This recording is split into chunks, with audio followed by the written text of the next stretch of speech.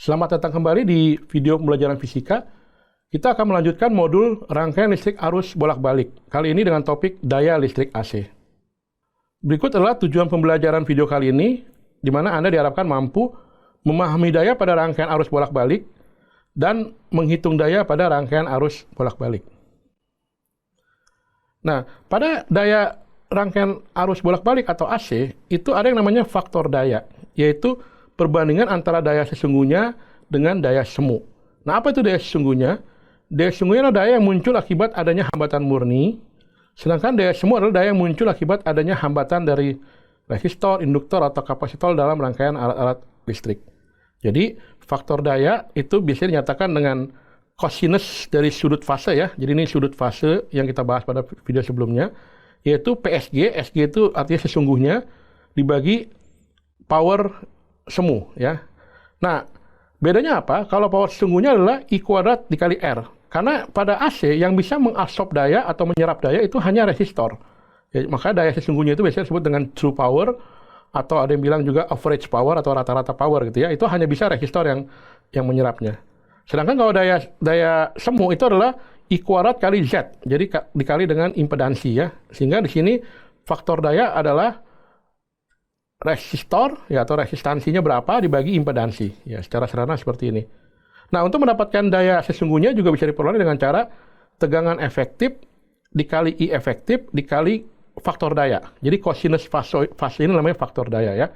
Nah, daya semu itu satuannya ya di sini watt, tapi biasanya kalau dalam beberapa buku itu ada yang bilang satuannya VA ya, volt ampere. Sedangkan daya sesungguhnya baru dipakai watt gitu ya. Sedangkan kalau R itu hambatan ya, resistor, Z impedansi, I arus ya. Kemudian cos sudut ini adalah faktor daya namanya. Mari kita lihat contoh soal berikut. Jadi ada sebuah kapasitor dengan reaktansi kapasitif Xc sebesar 40 ohm dihubungkan seri dengan hambatan R sebesar 30 ohm. Kemudian rangkaian tersebut dipasang pada sumber tegangan AC sebesar 220 volt. Tentukan kuat arus yang mengalir, sudut fase antara I dan V, dan daya yang hilang dalam rangkaian. Jadi kita jawab dulu untuk menentukan kuat arus. Ini adalah rangkaian RC ya, seperti telah dibahas pada video sebelumnya.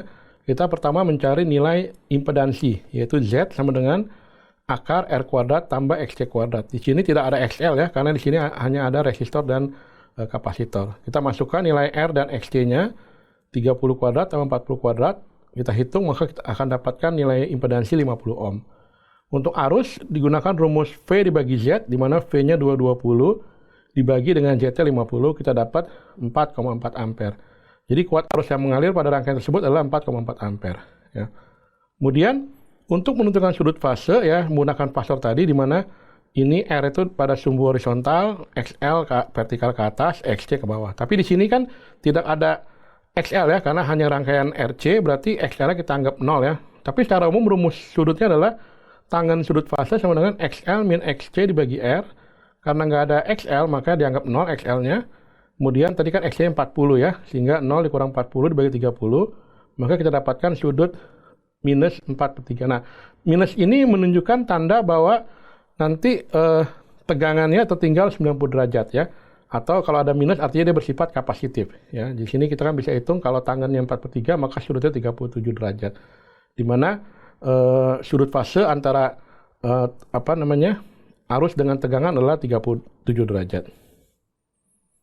Kemudian untuk menentukan daya yang hilang, lihat kembali bahwa daya yang hilang itu adalah sebenarnya daya sesungguhnya ya. Hilang di sini maksudnya dia diserap oleh resistor, yaitu rumusnya V dikali I dikali faktor daya atau cosinus dari fase ya, yaitu tegangan 220, I-nya tadi 4,4, kemudian faktor daya kan bisa menggunakan rumus resistor dibagi impedansi ya, Z. Maka resistornya 30 dibagi 50, maka kita hitung dapat 580,8 watt ya. Jadi ini adalah besar daya yang hilang ya, atau yang diserap oleh resistor sebesar 580,8 watt. Mari kita lihat contoh berikutnya. Di sini rangkaian RLC lengkap ya, karena ada resistor 300 ohm, induktif ya, reaktansinya 200 ohm, dan reaktansi kapasitif 600 ohm. Kemudian dipasang pada rangkaian dengan frekuensi 60 Hz dan tegangan efektif 120 volt. Ditanya berapa impedansi, berapa faktor daya atau cosinus fase ya, kemudian nilai kapasitansi yang baru agar daya rata-ratanya maksimal. Sedangkan parameter yang lain tidak berubah. Jadi yang C ini hanya C yang dirubah gitu ya. Kita tuliskan yang diketahui R-nya 300 ohm, XL 200 ohm, XC 600 ohm, ya, kemudian frekuensi 60 Hz dan tegangan efektif 120. Untuk mencari impedansi, kita masukkan rumus impedansi yaitu akar R kuadrat tambah XL dikurang XC. Ya, kita masukkan ya, R-nya 300, XL 200, XC 600. Sehingga kalau kita hitung, kita akan dapat nilai impedansi 500 ohm. Jadi impedansi total pada rangkaian tersebut adalah 500 ohm.